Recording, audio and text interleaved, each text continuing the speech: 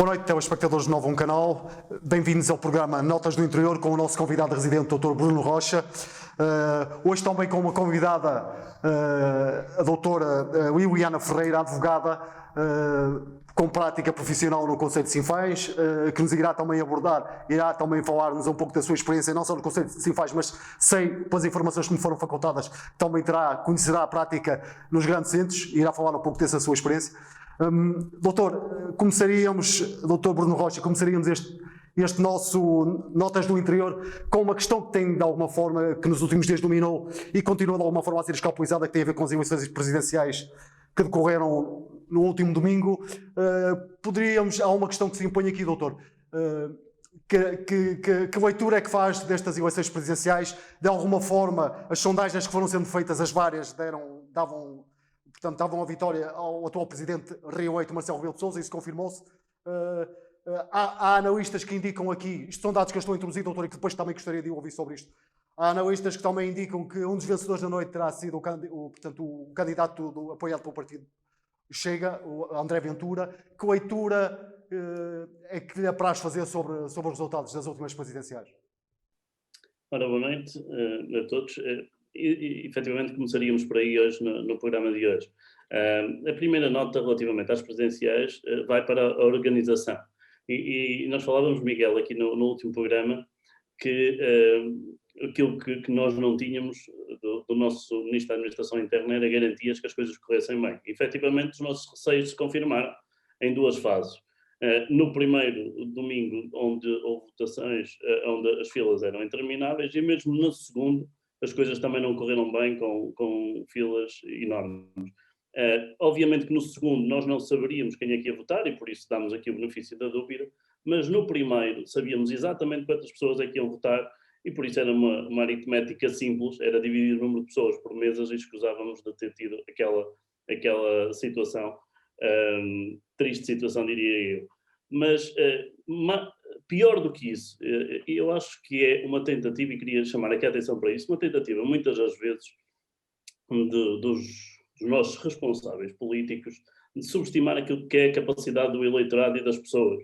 Porque quando o Ministro da Administração Interna vem, a propósito das filas enormes no primeiro fim de semana, dizer que era a festa da democracia, que nunca houve tanta participação, e como se veio a confirmar, a abstenção até ainda foi maior, é claramente uma desculpa de quem acha que quem o está a ouvir é diminuído intelectualmente e que não percebe que há ali um erro grave daquilo que é a organização das eleições.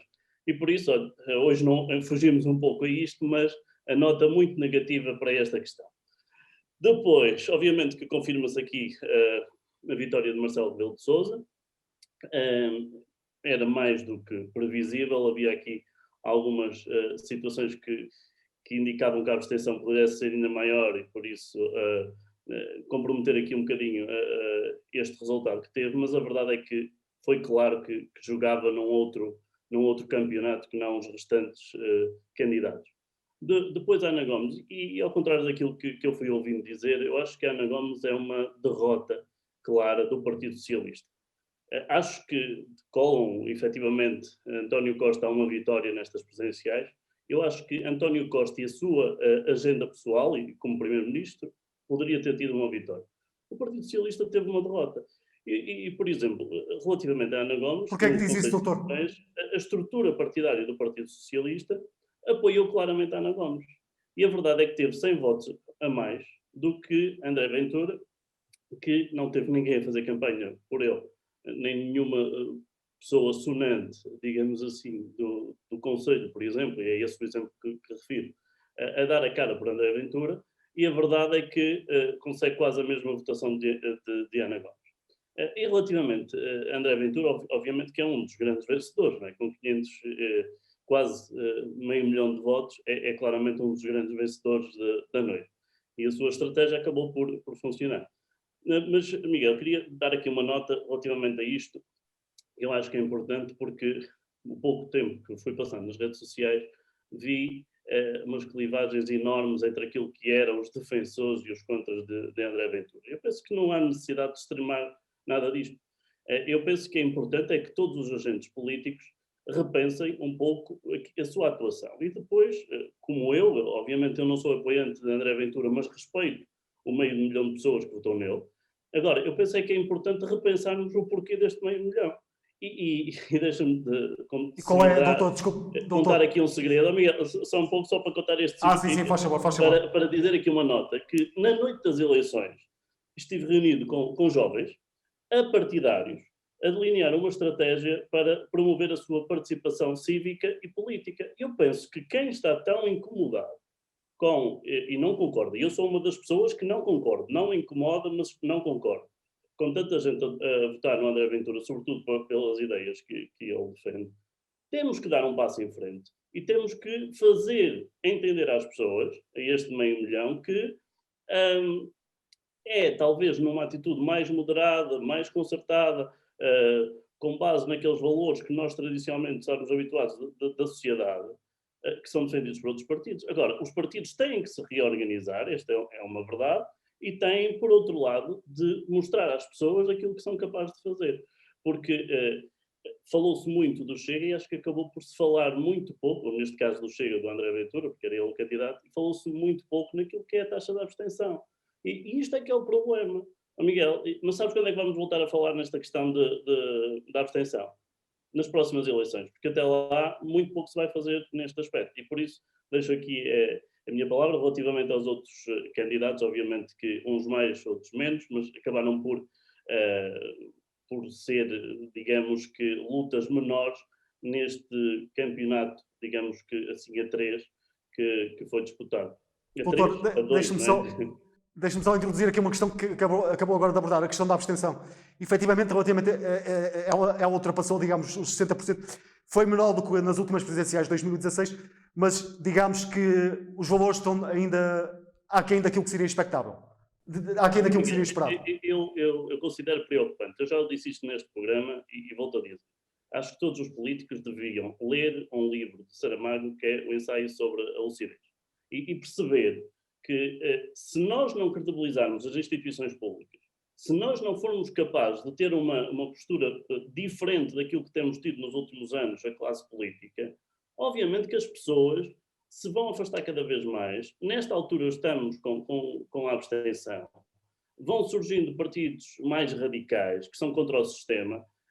Pronto, as pessoas ainda não adotaram, como o Saramago previa, o voto em branco, mas de qualquer forma há aqui uma atitude que tem que ser diferente da classe política, isso é claro. E só mediante a credibilização das instituições, e também, porque é óbvio, também temos que falar nisso, quer dizer, mesmo a própria forma de voto, obviamente tem que se atualizar aos dias de hoje, e estou certo que também haveria maior Doutor, está a falar no voto eletrónico, é isso? Ou voto por correspondência? Sim, penso que são duas questões que, tendo em consideração as regras de segurança que se impõem, que devem ser adotadas, claramente. Doutor, deixe-me voltar um bocadinho atrás, nesse digamos, gap, nesse distanciamento que há entre os eleitos e os eleitores, e perguntava-lhe se efetivamente nos sucessivos sufrágios eleitorais que o país teve de assistir, se os partidos efetivamente, as propostas ou a falta das propostas que os partidos vão de alguma forma apresentando ao seu eleitorado, não têm tido em conta aquilo que são efetivamente os reais problemas do país, e que era necessário talhar caminho por aí. Miguel, eu não vou por aí. Eu acho que a maior parte das pessoas que não votam, eu acho que nem se dão ao trabalho de conhecer as propostas dos partidos. O que eu acho é que os intervalos de tempo em que as pessoas são chamadas a participar têm que ser menores. Ou seja, noutros países em que a taxa de abstenção não é tão elevada, o que é que acontece frequentemente? São, por exemplo, os referendos. Por exemplo, a credibilização também das próprias instituições, como falava há pouco. Quer dizer, nós não podemos ter a ideia que os políticos são todos corruptos. Alguma coisa nós temos que fazer para mudar esta ideia. Mas, sobretudo, o chamar mais vezes as pessoas a participar naquilo que é a construção da sociedade e ao nível das obras, das iniciativas, e dar uma maior proximidade entre aquilo que é o poder político e as pessoas, eu julgo que esta questão da abstenção poderia ser, em parte, resolvida. Porque se as pessoas de um determinado conselho forem chamadas, se esta construção, ou se lançar o debate, os orçamentos participativos, por exemplo, foi uma uma ideia que foi levada a cabo por alguns conselhos, com dificuldades, obviamente, é um processo que começou de novo, mas que era necessário ir insistindo porque as pessoas têm que participar e não pode ser só de 4 em 4 anos ou de 5 em 5, como é a questão das presidenciais. Doutor, deixa-me só fazer esta questão. Na sua ótica, há aqui uma questão, há aqui digamos, um déficit de consciência cívica? Eu penso que não, porque há áreas onde tem a ver também com a questão cívica que as pessoas vão participando. Nós vemos a solidariedade, o voluntariado, quer dizer, eu penso que as pessoas são humanas e estão despertas para isto. Eu volto a referir aquilo que disse há pouco, acho que essa aproximação entre o poder político e a sociedade é fundamental. Nós vimos que, por exemplo, nas autárquicas as abstenções não são tão grandes. Quando falamos, por exemplo, nas europeias, onde as decisões estão ainda mais longe do que as presidenciais ou as legislativas, a abstenção aumenta ainda mais. Por isso eu acho que tem a ver exatamente com esta aproximação entre o eleitor e quem o representa. Doutor, e relativamente aos jovens, ouvimos a miúdos vezes vários candidatos e até alguns partidos defenderam uma maior aproximação dos jovens à política. Aliás, nestas eleições presidenciais houve um dos candidatos que chegou de alguma forma a deixar esse repto e avançar esse repto. Era fundamental na sua ótica haver aqui um maior envolvimento por parte dos jovens, daquilo que são as questões. O doutor há pouco falou da questão do orçamento participativo jovem. Nós sabemos que a nível local isso já acontece, mas era desejável que houvesse um maior envolvimento dos jovens naquilo que são as grandes questões, os problemas estruturais e até conjunturais do país. Sim, amiga, a questão da participação dos jovens talvez nos leve até para outro programa e possamos fazer aqui uma reflexão mais prolongada sobre esta questão. Mas muito rapidamente aquilo que me parece é que relativamente aos jovens, muito cedo, estou a falar nas escolas, e às vezes parece que há aqui algum medo, algum receio de falar nas coisas, porque pode-se estar a influenciar o partido A, B ou C, ou o candidato A, B ou C. É importante que nas escolas haja um esclarecimento das pessoas. E eu disse há pouco, no dia das eleições, estava a falar com os jovens e era essa a preocupação. Ou seja, eles não querem saber do partido A, B ou C. Aquilo que eles querem saber é o que está na base das escolhas ideológicas de cada partido. De onde é que vêm essas escolhas ideológicas? E depois, a partir daí, conseguirem formar aquilo que é a sua opinião na política e nos decisores políticos. E eu acho que esta prática tem que começar na escola e ir se consolidando ao longo do tempo. Obviamente que é importante que os jovens apareçam, mas que não apareçam muitas das vezes na política. Este também é um desafio que possivelmente a alguns partidos não interessa, mas é a questão de não aparecerem só nas juventudes partidárias. Eles têm que aparecer e não porque alguém os vai patrocinar numa associação de estudantes, mas devem aparecer por convicção e apoiar aquele partido A, B ou C, ou até nem apoiarem nenhum, mas pelo menos serem críticos relativamente às propostas que lhes são apresentadas. Doutor, mesmo para terminar este tópico das presidenciais, depois que também gostaríamos de ouvir a doutora Liliana Ferreira sobre uma outra temática, mas deixe-me só escutar este tema. O resultado do candidato do Chega de alguma forma considera que poderá obrigar ou poderá fazer que haja necessidade de haver uma reconfiguração da direita? Ele próprio admitiu no seu discurso final que qualquer governo que venha a ser formado, governo de direita, terá que contar com o Chega. O doutor partilha desta visão? Ou pelo contrário, hoje já ouvimos dizer isto, projetando já as autárquicas deste ano, ouvimos os líderes dos principais partidos PSD e CDS dizer que de alguma forma vão estabelecer acordos para apresentarem candidaturas às próximas autárquicas. Isto retiraria protagonismo ao Chega e ao líder do Chega na sua ótica? Eu penso que assim, é muito cedo para falarmos disto na questão das legislaturas, falta muito tempo. Acho que isso depende de muitas situações. Obviamente que se percebe que a configuração política em Portugal alterou. Surgiram nos últimos anos pequenos partidos, longe o PS e o PSD acabam por não serem os únicos partidos, ou pelo menos quase que eram, e a verdade é que vão surgindo pequenos partidos que depois juntos terão que contribuir para a democracia e, por que não, fazer as tais coligações ou de direita ou de esquerda. Nós estamos perante uma coligação de esquerda, não oficial, mas terá que ser. E obviamente que as minorias têm que ter a sua representatividade. Eu acho que sim, é importante também que isso aconteça. Eu também sou contra a nossa democracia ser baseada em 2 ou 3 ou 4 partidos políticos. Acho que deve haver escolha e as pessoas devem, em consciência, decidirem aquilo que querem. Mas eu penso que, relativamente àquilo que será o futuro, muito dependerá do trabalho que os partidos vão fazer daqui até lá. Obviamente que nós percebemos hoje, e falando da direita, que o maior partido, neste caso o PSD, tenha um líder que não é, nesta altura, carismático, não tem capitalizado para si aquilo que é um descontentamento do país, mas estou convencido que, por exemplo, se houvesse aqui uma mudança de líder e se aparecesse o tal líder carismático, a direita poderia facilmente, ou estes votos, se unirem em torno novamente do PSD, porque é um partido mais sólido e mais consistente naquilo que são as suas ideias. Obviamente que, não havendo aqui essa tal união, digamos assim, é normal que para formar um governo no futuro tenha que haver as coligações, mas penso que ainda é muito cedo para pensarmos nisto, sobretudo a consistência do Chega e do André Ventura, ainda nos falta perceber até onde é que isto vai, ou seja, não percebemos se é uma moda ou se é para ficar. Eu recordo-me que, por exemplo, o Bloco de Esquerda, houve, no seu início, teve uma subida enorme e muito repentina, e vemos agora que está a cair. Porquê? Porque o voto de protesto, típico do voto de protesto, acabou por ser transferido para outros partidos que fazem um protesto ainda maior. Doutor, mesmo para terminar, na sua ótica, a esquerda foi a grande derrotada da noite presidencial? Ou não tem essa perspectiva? Miguel, fazem-se muitas contas, mais à direita, mais à esquerda.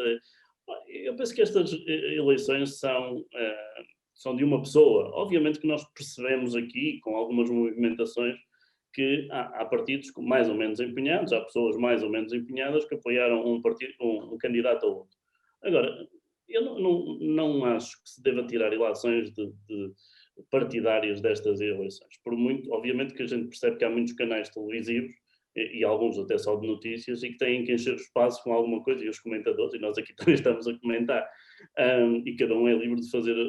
Agora, eu não acredito que haja aqui uma extrapolação daquilo que são os resultados para umas legislativas muito linear. Acho que ainda falta bastante tempo e que, a seu tempo, iremos perceber melhor como é que irão funcionar estes. Doutor, e agora então pedir-lhe para apresentar a doutora Viviane Ferreira, para estabelecermos também aqui algum diálogo e trocarmos aqui algumas impressões. Pedi à doutora para se juntar então a partir de agora à nossa conversa. Sim, eu gostaria de então apresentar e desde já agradecer o facto de ter aceito o convite. A Liliana Ferreira é licenciada em Direito, advogada, é secretária da Delegação de Sinfãs do Conselho Regional do Porto da Ordem dos Advogados, e trabalhou também durante metade da sua carreira de advogada. Penso que é dividida, foi dividida entre aquilo que é uma grande cidade, como o Porto, e o interior do país, como é Sinfãs. E por isso estão feitas mais ou menos as apresentações. Mais uma vez, obrigado. Liliana, e começava exatamente por aí, por esta última nota. Sentes grandes diferenças entre aquilo que é fazer advocacia numa grande cidade como o Porto ou no interior do país? Olá, Bruno. Antes de responder à tua pergunta, quero só cumprimentar quem nos está a acompanhar através do novo canal e dizer que espero que tenham um bom momento aqui connosco. Muito obrigado. É um prazer estar no nosso programa. Muito obrigado. Peço desculpa, Miguel, não consegui ouvi-lo. Desculpa, estava eu a dizer, doutora, que é um prazer estar aqui connosco no novo canal. Agradeço. Muito obrigada, Miguel. É um gosto conhecê-lo, espero que em breve possamos fazê-lo pessoalmente. Respondendo diretamente à tua pergunta, sim, há muitas diferenças entre o exercício da advocacia na grande cidade. Neste caso, eu estive no Porto durante 8 anos e estou cá em Sinfãs já há caminho de 8 anos também. Inicialmente, quando me fizeste o convite, eu disse que esta questão daria para um dia inteiro de conversa, porque são muitas diferenças. Eu vou-me cingir àquilo que é o essencial. A minha vinda para Sinfãs coincidiu com a reforma do mapa judicial e com a altura em que houve a maior mudança nos tribunais, que passamos a ter 23 grandes comarcas no país.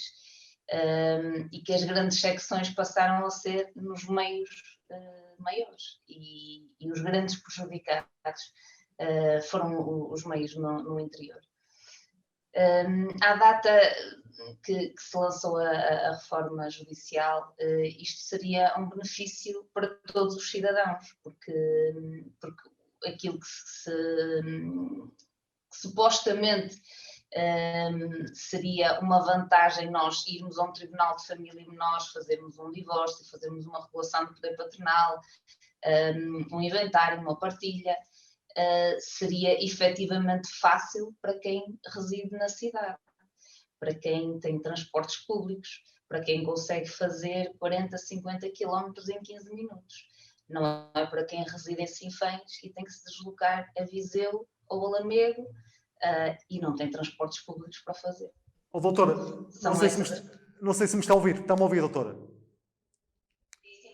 Deixa-me só pegar as suas palavras. Gostava de lhe formular uma questão relativamente à reforma do mapa judicial. Foi na reforma do mapa judicial. Recordo-me na altura, quando se preparava o desenho da reforma do mapa judicial, e uma vez que ele começou a ser implementado, houve logo algumas críticas, algumas vozes mais críticas, mesmo pessoas ligadas ao setor, atores e agentes ligados ao setor da justiça, que vieram dizer que de alguma forma ele foi feito a regra e esquadro, não teve em conta as realidades. A doutora falou aí no caso do interior, é uma advogada que exerce profissionalmente no interior, num concelho do interior do país. Perguntava-lhe se efetivamente no seu dia-a-dia sente essas dificuldades e se concorda com esta ideia de que efetivamente esta reforma foi feita à regra e esquadro. Foi assim, atenção, e lá está, Miguel, eu só posso falar por mim, pela realidade dos colegas que trabalham aqui em Sinfãs e em meios como o nosso.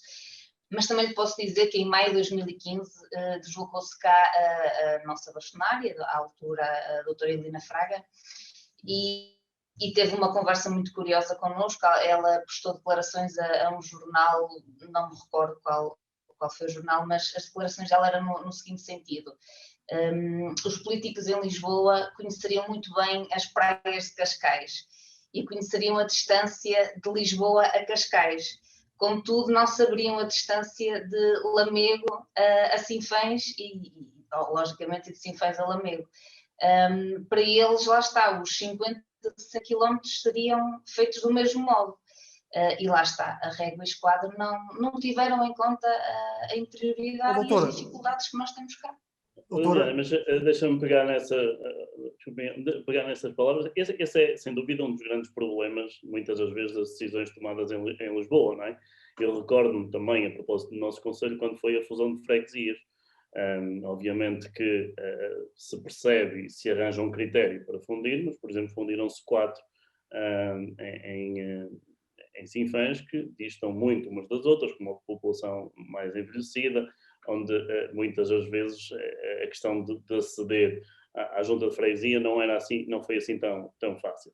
E esse é um dos grandes problemas, mas pegando nessa ideia, as pessoas do interior ficaram ou estão a perder ou não têm acesso da mesma forma à justiça que têm as pessoas dos grandes centros, mesmo que elas estejam, por exemplo, no mesmo extrato económico?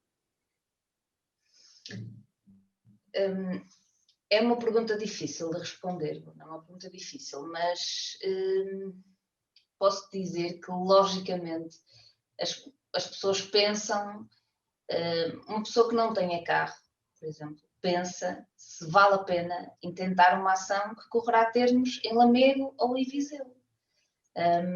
Uma das grandes mudanças e das grandes alterações que eu notei quando vim do Porto para Sinfãs, quando eu exercia no Porto e tinha uma audiência de discussão e julgamento marcada, telefonava ao cliente uns dias antes e marcávamos no dia 15, 20 minutos antes. Hoje tem que ter a preocupação de telefonar e saber se o cliente tem transporte, porque é muito comum, e depois residem em Tarouquelas, Camarão, no fundo do concelho, e têm que ir para Viseu, e sabes como é o que é, 1h30 para lá chegar, se não condicionantes da neve e do gelo. E acho que pode ser um fator que condiciona a pessoa a ponderar se acede ou não à justiça. Não digo que é impeditivo, mas é um condicionante. Doutora, deixe-me introduzir aqui um outro dado. e pegando naquilo que acabou de dizer, o objetivo, digamos, da reforma do mapa judicial, de alguma forma, seria aproximar a justiça dos cidadãos. Acha que esse propósito, essa missão, digamos, permita-me, foi atingida? O que é que proporia, uma outra questão, o que é que proporia no sentido de retocar, digamos, o mapa judicial e no sentido de aproximar, de estreitar essa ligação entre aquilo que é a justiça e os cidadãos? Miguel, lá está. Mais uma vez, seguindo aquilo que é a minha opinião, não concordo que a justiça, pelo menos no interior, que haja mais proximidade com o cidadão. Não concordo de todo. Acho exatamente o contrário, que houve um afastamento. E a meu ver, a forma, e era exatamente as vozes que se levantavam no início do protesto, e éramos muitos, era no sentido de se reverter a reforma, de tentarmos conseguir implementar alguma das medidas que tínhamos antes. Não faz sentido que na comarca de Sinfãs se julguem processos até 50 mil euros. Qual é a diferença de um processo de uma petição de 50 mil ou 100 ou 150 mil? Mas se for 50 mil euros e 1 cêntimo, já o julgamento tem que decorrer em Viseu. E era isso, acima de tudo era isso que nós, aquilo que nós vamos tentando ainda, embora já tenham decorrido muitos anos, fomos conseguindo algumas pequenas batalhas, como por exemplo conseguimos trazer algumas questões do família e menores que já se consegue regular aqui em Sinfãs e à data em Lamego. Fomos conseguindo algumas pequenas batalhas, mas a grande guerra está perdida. Porque... Doutor, essa questão, ainda agora falavas na questão da família e menores. Obviamente que percebemos que no interior, onde normalmente também as questões económicas são mais desfavoráveis, tenho ideia, não sei se concordas ou não, que esta questão dos problemas de família e de menores têm uma proporção mais grave. Normalmente, mais grave, serão sempre graves, digo eu, não sei se é aí bem este o termo, mas no sentido de que normalmente estão associadas também a carências económicas. A justiça em Portugal está, neste caso no interior do país, está preparada para responder a estas questões de famílias carenciadas, de famílias mais desestruturadas, com mais dificuldades para responder assertivamente? Daquilo que é a minha experiência, não. Vamos vendo algumas medidas, vamos vendo algum apoio das CPCJs, mas basta irmos vendo aquilo que são os noticiários para percebermos que não, que falta percorrer um longo caminho para conseguirmos proteger, acima de tudo, crianças e vítimas de violência doméstica. Temos um longo caminho para percorrer. Doutor, deixe-me só fazer... Sim, de força. Sim. Diz, Miguel. Desculpe, doutor, interrompi, eu não sei se ia dizer mais alguma coisa, peço desculpa. Embora estejamos a caminhar lentamente e vá-se fazendo cada vez mais, mas estamos longe de conseguirmos medidas que efetivamente façam a diferença na vida dessas crianças e dessas famílias. Todos os dias continuam a morrer mulheres vítimas de violência doméstica e todos os dias continuam a existir crianças vítimas de maus tratos. Doutor, o país está a viver uma crise sanitária. Eu perguntava-lhe de que forma é que esta situação também veio de alguma forma mexer com a Universidade de Advocacia e sobretudo com a Universidade de Democracia num concelho do interior como Sinfãs. Alterou a vida de todos nós, Miguel. Por enquanto, e à data, nós ainda estamos aqui os tribunais continuam a funcionar, continuam abertos, continuamos a ter prazos, continuamos a ter que trabalhar, receber clientes, procurar documentação, ainda estamos aqui e altera. Durante o confinamento anterior, tínhamos que continuar a exercer, pelo menos nos processos urgentes, como as violências domésticas e tudo que, arguidos detidos, tudo o que continuasse a decorrer, nós tínhamos que continuar a fazer. Portanto, e digamos, a nossa vida... Os processos não se suspenderam, portanto, doutor? Não percebi, Miguel. Estava-lhe a perguntar, doutor, os processos não dependeram. O primeiro-ministro tinha dado a indicação num dos Conselhos de Ministros para suspender os processos não urgentes, mas eles continuam na mesma, portanto eles não suspenderam, digamos. Não suspenderam, só suspendem por lei, em princípio será aprovada na sexta-feira e aquilo que disse o Primeiro-Ministro efetivamente não é aquilo que se aplica na realidade. Embora induzem erro as pessoas e o cidadão comum tenha pensado que os tribunais iriam fechar e os prazos iriam suspender, mas não, efetivamente não. Será aprovado na sexta-feira, poderá entrar em vigor na sexta-feira, nesse dia, sexta-feira, mas não sei, não...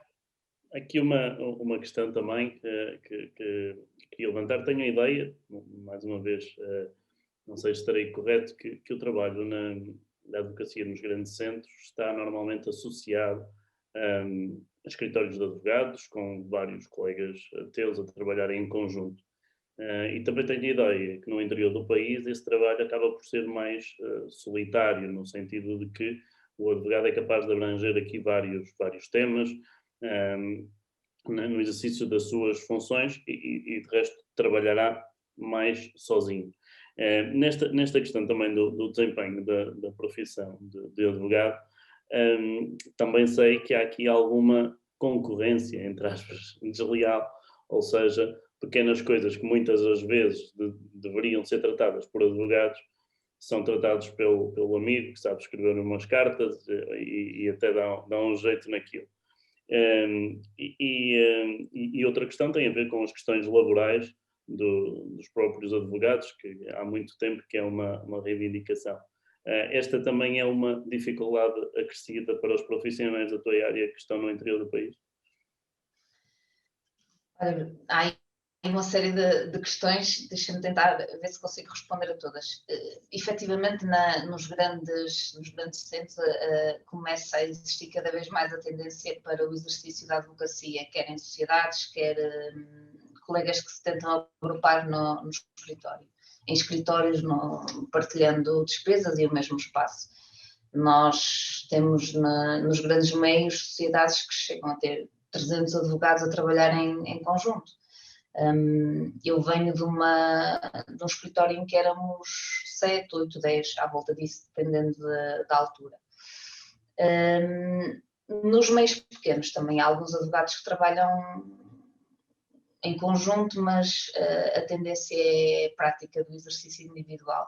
Sim, é uma forma mais solitária, mas tem essa vantagem, mas também tem essa desvantagem ao fim e ao cabo de trabalharmos sozinhos, mas também tem a vantagem da maior proximidade com o cliente. O cliente procura o advogado porque alguém lhe falou daquele advogado, porque teve determinado resultado, porque conhece alguém da família, pronto, é alguém... procura um rosto, ao fim e ao cabo. Enquanto que quando procura uma sociedade é um resultado, porque viu num noticiário, porque faz parte de um grande processo e dificilmente irá conhecer aquele colega que representou esse processo que acabou por ter alguma projeção e que por isso é que foi tendo alguma divulgação. Quanto à questão do amigo que faz umas cartas, e isso chama-se procuradoria ilícita, e de facto vivemos muito, nos meios pequenos, vivemos muito esse flagelo, porque quem são prejudicadas são as pessoas que acham que na altura resolvem de uma forma prática, mas o ditado é velho e diz que o barato sai caro, e muitas vezes vamos tentar por um atalho resolver uma questão e depois as pessoas deixam passar prazos e não acabam por não reivindicar aquilo que era de direito deles. E isso sim é um flagelo dos meios mais pequenos. Nos meios mais pequenos há sempre alguém que conhece alguém que resolveu isto sem ir a um advogado. E entretanto, a tua última questão tinhas-me falado de uma outra questão que não me recordo. Sobre as questões laborais dos advogados, porque percebemos até nas notícias que é uma dos grandes problemas do exercício da atividade, não é? Sim. Nomeadamente segurança social e por aí. Nós não fazemos parte da Segurança Social, nós temos uma caixa de previdência dos advogados e solicitadores, para a qual contribuímos todos no mínimo com 251 euros mensais, e o único direito que temos é um dia a reforma, para quem lá chegar. Até lá não temos direito a baixas médicas, a nenhum complemento de saúde, nada. Pronto. E nós fizemos umas manifestações e uma série de reivindicações, porque nesta altura, por exemplo, em que quem tem os descontos na Segurança Social tem pelo menos uma comparticipação da perda de rendimentos, nós não temos nada e continuamos a ter a obrigação de pagar as contribuições à Caixa de Previdência e as cotas à Ordem dos Advogados. Somos a única classe, advogados e solicitadores, somos a única classe nesta situação no país, mas é o que é. Continuamos a nossa luta para nos integrarem na Segurança Social. Vamos ver o que é que dará. Acredita, doutora, que é possível, nesse campo, nesse domínio que acabou agora de escapuizar, acredita que vai ser possível, a curto e médio prazo, estabelecer ou conseguir uma maior equidade, digamos? Uma maior equidade no sentido de sermos integrados na Segurança Social? Exatamente, e ao nível até dos apoios, porque é sabido que os apoios muitas vezes chegam a outros subsetores e não acontece isso com a advocacia nem com os causídios. Acredito. É assim, Miguel, eu não tenho nenhuma esperança que a SEPARS consiga de algum modo equiparar e dar-nos algum tipo de direito semelhante àquele que a Segurança Social dá. Por isso, a nossa única esperança é mesmo sermos integrados na Segurança Social. Logicamente, quem defende e quem pretende ser integrado na Segurança Social, porque ainda assim há colegas que não pretendem. Para quem quer, não tenho nenhuma esperança que a SEPARS consiga de todo dar-nos os mesmos benefícios que a Segurança Social nos dá. E para nós o ideal era mesmo sermos integrados e termos os mesmos benefícios, pagarmos as contribuições como todos os cidadãos mediante aquilo que oferimos e termos os mesmos direitos. Muito bem, doutor. Doutor, eu penso que o nosso tempo também já deve estar a era isso que eu ia dizer, doutor. Era isso, exatamente. Eu ia me despedir e aproveitar para agradecer à doutora Liliana Ferreira o contributo e os esclarecimentos que nos prestou. Seguramente que irá participar mais vezes e agradeço-lhe desde já o facto de ter estado no nosso espaço, no Notas do Interior. Mais uma vez agradeço a sua presença no novo canal. Doutor, e aproveito, doutor Bruno Rocha, para me despedir. Agora, antes de despedir, Miguel, também agradecer novamente à Liliana o facto de ter aceito o convite. Acho que ficou aqui bem explícito aquilo que é a justiça, pelo menos é óbvio que tínhamos aqui tema talvez para muito mais tempo, mas ficou bem explícito aqui algumas das dificuldades da justiça no interior, do exercício da advocacia. Desejo que efetivamente também para quem nos esteja a ouvir, que muitas das vezes entre pedir ao amigo para escrever a carta, que consultem os advogados, são excelentes profissionais para nos ajudar e que também estão nesta altura também numa situação como todos nós diferente. E também apelar para que as pessoas efetivamente procurem os profissionais em cada uma das áreas que lhe poderão dar melhores garantias de defender aquilo que são os seus direitos. Por isso, Liliana, agradecia-te mais uma vez a participação, espero que tenhas gostado desta conversa aqui no Novo e reafirmo também aquilo que disse o Miguel, desejo que poder te ver por cá mais vezes.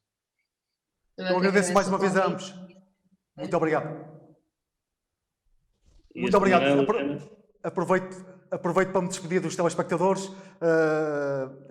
Até 2 a 15 dias, até o próximo Notas do Interior. Boa noite e muito obrigado.